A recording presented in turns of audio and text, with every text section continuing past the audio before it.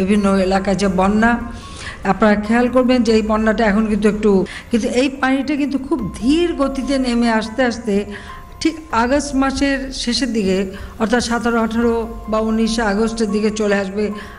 দেশের এই পরিস্থিতিতে, বন্যা পরিস্থিতিতে আমাকে আসতেই হলো। আবার 57টা ট্রাক, প্রায় 80 লক্ষ টাকার, একদিনে 80 লক্ষ টাকার ত্রাণ আমরা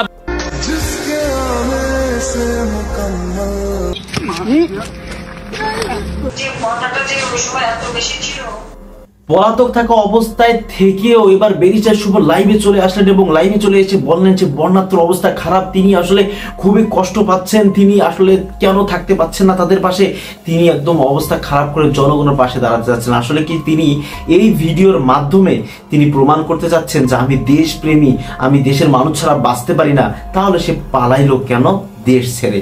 এটা কিন্তু আমাদের নেটিজনদের প্রশ্ন। এবং তিনি যে পরিমাণ লাইভ দিচ্ছে, আসলে বন্যার্থদের পাশে দাঁড়ান এবং তাদের সতর্ক নিয়ে এত পরিমাণে চিন্তিত সে, কিন্তু সে দেশ থেকে পালিয়ে গিয়েছেন। এখন জনগণ বলতেছেন আপনি দেশে আসেন, তারপর এই কথাগুলো বলেন, আমরা তারপর শুনি আপনার কথা। সদীপর্স, আপনারা সকলে জানেন, আপনাদেরকে একটু পরে আমি এই ব্যারিস্টার সুমন কি বললেন নতুন করে দেশপ্রেম হওয়ার জন্য, মানুষ যেন তাকে ভালোবাসে, সেই ভিডিওটা আপনাদেরকে দেখাবো। তার আগে একটা কথা বলি, ভারত আমাদের সঙ্গে এই সময় একই যে শেখ হাসিনাকে তারা আশ্রয় দিয়েছে, আশ্রয় দেওয়ার পর এরকম কিছু বাঁধ আছে যেগুলো খুলে দিত না, আর সেগুলো খুলে দিচ্ছে এবং পানিতে বাংলাদেশ ডুবায় ফেলতেছে। ফারাক্কা বাঁধ খুলে দিয়েছে এবং তিস্তা বাঁধ এরাও নাকি খোলার চেষ্টা করতেছেন এবং আজকে খোলার কথা, আমি জানি না সেটা খুলছে কিনা এখনো। তো বন্ধুরা, এখন আপনারা দেখুন যে প্রধানমন্ত্রী যদি সত্যিকার অর্থে দেশকে ভালোবাসতেন তাহলে তিনি তো ওই দেশেই রয়েছেন, এই দেশের মানুষের কথা চিন্তা করে তিনি কিন্তু এটা আটকাইতে পারতেন কিনা। কিন্তু প্রধানমন্ত্রী এই ব্যাপারটি নিয়ে কেন তার সাথে কথা বললেন না? দেশপ্রেম, তারা চাচ্ছেন এই বাংলাদেশের মানুষ আমাকে থাকতে দেয় নাই, এই বাংলাদেশকে গুঁড়া করে দেবে, এরকম চিন্তা। এবং তিনি এটাই বুঝাতে চাচ্ছেন দেশের মধ্যে থাকলে ভারত এই কাজটা করতো না, আমাকে কেন বের করে দিয়েছেন, এবার পানিতে ডুবে মরেন। তার চিন্তা ভাবনা ছিল এরকম, মানে প্রধানমন্ত্রীর চিন্তা ভাবনা ঠিক এইরকম মনে হচ্ছে আমার। এবং এখানে আমাদের বাংলাদেশের মানুষকে পানি দিয়ে তলিয়ে ডুবিয়ে মারবে, তাদের এরকম চিন্তা। কিন্তু বন্ধুরা, আপনারা শুনলে অবাক হবেন যে আপনাদেরকে এখন একটা ভিডিও ক্লিপ দেখাবো। ভারতের মধ্যে যদি কোনো বাংলাদেশি ভাইকে পাচ্ছেন, কোনো চাচাকে পাচ্ছেন, ঠিক আপনাদেরকে এখন যে ভিডিওটি দেখাবো, এইভাবে অত্যাচার করা হচ্ছে। এরা কতটুকু মানুষের কাজ হতে পারে ভাই, আপনারা জাস্ট এই ভিডিওটি দেখার পর আপনার চোখে পানি চলে আসবে। কি অবস্থা চলছে বাংলাদেশে, চলুন আমরা একটু সেই ভিডিওটি একটু দেখে নিই।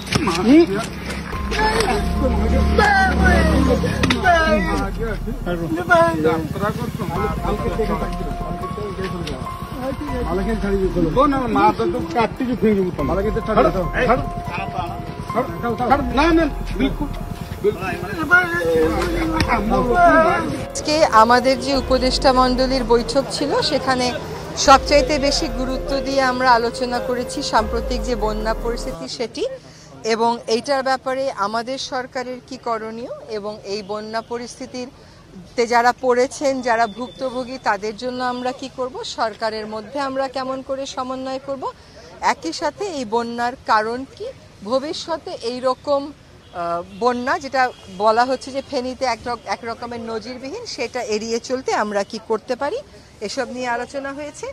আমাদের সিদ্ধান্ত হয়েছে যে সর্বোচ্চ গুরুত্ব দিয়ে বন্যা উপদ্রুত সবকটা জেলাতেই উপদেষ্টা মণ্ডলীর সদস্যরা যাবেন। ইতোমধ্যে ত্রাণের যিনি দায়িত্বে আছেন তিনি আজকেই যাচ্ছেন আসলে ফেনীতে, কিন্তু আপনারা জানেন যে ঠিক দুর্যোগ আক্রান্ত জায়গাটাতে এখনো পৌঁছানো যাচ্ছে না, কিন্তু উনি যত নিকটে সম্ভব তত নিকটে পৌঁছিয়ে ত্রাণ কাজে সমন্বয় করার চেষ্টা করবেন। এবং আমাদের মধ্যেও একটা সমন্বয় আনতে হবে, যেমন ত্রাণ, পানি, কৃষি, মৎস্য, এই সমন্বয়ের ব্যাপারটা নিয়ে আমাদের সর্বোচ্চ আলোচনা করা হয়েছে, আমাদের অনেক আলোচনা করা হয়েছে। আর আমরা শুনছি যে আসলে উজানেও অনেক বৃষ্টিপাত হয়েছে, প্লাস আমাদের যেখানে বন্যা আক্রান্ত জেলাগুলো সেখানেও অনেক বৃষ্টিপাত হয়েছে। তো এই ধরনের ফ্ল্যাশ ফ্লাডগুলোর ক্ষেত্রে কি ধরনের আগাম সতর্কতা আমরা পেতে পারি, আমাদেরকে আগাম সতর্ক করা হয়েছিল কিনা, ভবিষ্যতে এই ধরনের পরিস্থিতি এড়াতে রাষ্ট্রগুলো কিভাবে কাজ করতে পারে, কি সুনির্দিষ্ট পদক্ষেপ নিতে পারে সে বিষয়ে কথা বলতে আজকে আমাদের মাননীয় প্রধান উপদেষ্টার সাথে ভারতীয় রাষ্ট্রদূতের এখন একটি বৈঠক হবে। এটা হলো বন্যা পরিস্থিতি, এবং এখানে বলা হয়েছে যে যতক্ষণ পর্যন্ত বন্যা উপদ্রুত সকল মানুষের ক্ষয়ক্ষতি ঠিক করে নিরূপণ করা না হবে এবং যতক্ষণ পর্যন্ত এটার পুনর্বাসনের পূর্ণ ব্যবস্থা না করা হবে, এটা সবসময় আমাদের নজরদারিতে থাকবে। 2 নম্বর যে বিষয়টা নিয়ে আমরা আলোচনা করেছি তা হচ্ছে যে আহত এবং নিহত যারা আছেন এই গণ অভ্যুত্থানে তাদের ব্যাপারে একটা ফাউন্ডেশন হবে। এই কথাটা আমরা আপনাদেরকে আগেও বলেছিলাম। এই ফাউন্ডেশনের ব্যাপারে সিদ্ধান্ত হয়ে গেছে। এই ফাউন্ডেশনের প্রধান হিসাবে আপাতত থাকবেন আমাদের মাননীয় প্রধান উপদেষ্টা, এবং এইখানে ফাউন্ডেশনের অন্যান্য সদস্যের মধ্যে গুরুত্বপূর্ণ পদে থাকবেন যারা আসলে আহত নিহত হয়েছেন, ক্ষতিগ্রস্ত হয়েছেন এমন পরিবারের সদস্যরা। আমরা বন্যা নিয়ে কি বললেন ব্যারিস্টার সুমন, আমরা সেই ভিডিওটি একটু দেখে আসি। শুরু করিতেছি মহান আল্লাহর নামে, যিনি পরম করুণাময় এবং অত্যন্ত দয়ালু। দেশের এই পরিস্থিতিতে, বন্যা পরিস্থিতিতে আমাকে আসতেই হলো আবার ভিডিওতে। আমি সোশ্যাল মিডিয়ার মাধ্যমে যেভাবে দেখলাম যে এত পানি, বিশেষ করে আমি আমাদের এলাকায় দেখলাম যে 93 সালের পরে হবিগঞ্জে এত পানি খোয়াই নদীর উপরে কখনো হয়নি। কারণ একটা ভারত থেকে একটা ড্যাম এটা ছেড়ে দেওয়ার কারণে পানি আর কোনোভাবে কুলায় উঠতে পারতেছে না আমাদের নদী। এইদিকে আবার আমাদের দেখলাম যে ফেনীতে তো মানে শুধু বাড়ির ভিতরে ঢুকছে তা না, বাড়ির চালের উপর দিয়ে পানি যাচ্ছে। এরকম কুমিল্লা, বিভিন্ন দেশের বিভিন্ন জায়গায় যেভাবে বন্যায় আক্রমণ করছে, আমি যেহেতু বন্যা নিয়ে কাজ করছি, আমার কাছে মনে হয়েছে যে এই বন্যার সময় আমার একটা অধিকার আছে যে আপনাদের সবাইকে একটা আহ্বান করার, যে যে এলাকায় কৃতি সন্তান আছে তারা নিজেরা একটু ঝাঁপিয়ে পড়েন মানুষের। কারণ দূর থেকে বন্যা বলতে আমরা পানি দেখি, কিন্তু আপনি যদি কাছে যান, প্রতিটা পরিবার যে কি পরিমাণ কষ্ট হয়, কাছে গেলে বুঝতে পারবেন যে মানুষের কষ্ট। আমরা তো এমনি শুধু থই পানি দেখি, কিন্তু ভিতরে গেলে বোঝা যায় মানুষের খাবারের অভাব হয়, মানুষের পয় নিষ্কাশন ব্যবস্থার অভাব হয়, মানুষের স্যালাইন লাগে। সামান্য একটা স্যালাইন নিয়ে যেতে পারলেও অনেক বড় উপকার হয়।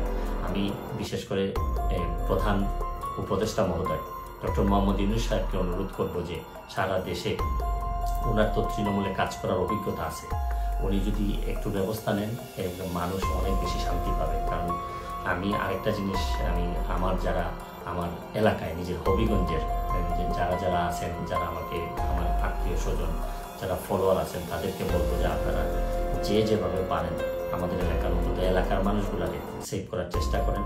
আমার পক্ষ থেকে আমি যেভাবে পারি কিছু না কিছু সহযোগিতা করার চেষ্টা করব। কারণ সবাই একসাথে দাঁড়াইলেই দেশের যে কোনো দুর্যোগে আমরা মানুষের কল্যাণ কিছু করতে পারবো। আমরা বহু মানুষ আছি, হয়তো মানুষ একটু বিপদে পড়লেই কাজে আসতে পারি, হয়তো আমরা চেয়ে ঘুরে বেড়া না, আমরা হয়তো অনেক বেশি প্রতিবাদকারী না, বা সব জায়গায় দাঁড়ায় যেতে পারি না, অনেক লিমিটেশন নিয়েই মানুষ হিসাবে বেঁচে থাকি। তারপর চেষ্টা করেন যে সবাই মিলে অন্তত বন্যা দুর্গত সব কিছুর ঊর্ধ্বে উঠে বন্যা যারা দুর্গত তাদের পাশে দাঁড়াবেন, এইটুকু আমার আপনাদের কাছে আহ্বান, আপনাদের কাছে চাওয়া। তারপর আমি একটা জিনিস বলি যে খুব খারাপ, এখনো আমাদের এলাকায় নদী ভাঙ্গন দেখা দেয়নি, নদীর চারদিকে পানি পড়তেছে।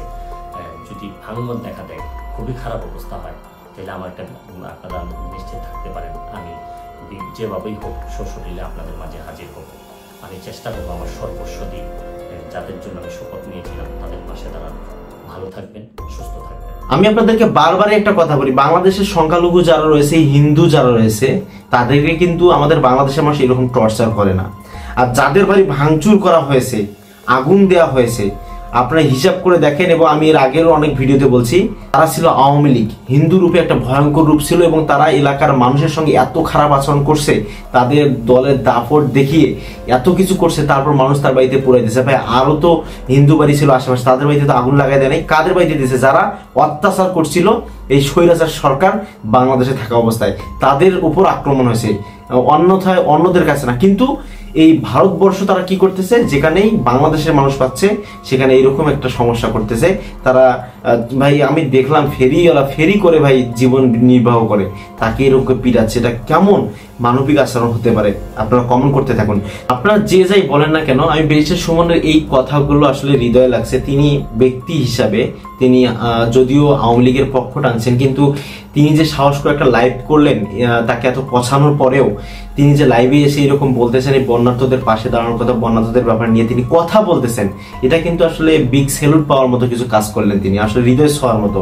আমি জানি না পার্সোনালি আপনাদের কেমন লাগলো, কিন্তু এই বিষয়টা আমার অনেক ভালো লাগছে। কেননা ব্যারিস্টার সুমন যাক, অনেকেই কিন্তু এখন পর্যন্ত কোনো কথা বলতে পারে নাই, সে যে কথা বলছে জাস্ট এটা আমাদের কিন্তু প্রাউড ফিল হওয়ার কথা যে যাক লোকটি ভালো কিছু করছেন। এবং এর সাথে সাথে আমরা দেখলাম RS ফাহিম চৌধুরী, যাকে বাংলাদেশের মধ্যে পচানো হচ্ছে, সে পচানো অবস্থায়ও সে কিন্তু বন্যার্থদের পাশে দাঁড়াইছেন, এরকম একটা ভিডিও ফুটেজ আসছে। আসলে সে দাঁড়াইছেন কিনা এটা আমি জানি না, একটা রিলস আসছিল, আমি জাস্ট এটা দেখছি, এটা আপনারা শিওর করবেন আসলে এটা কি আগের ভিডিও ছিল নাকি বর্তমান সেই কাজ করলেন।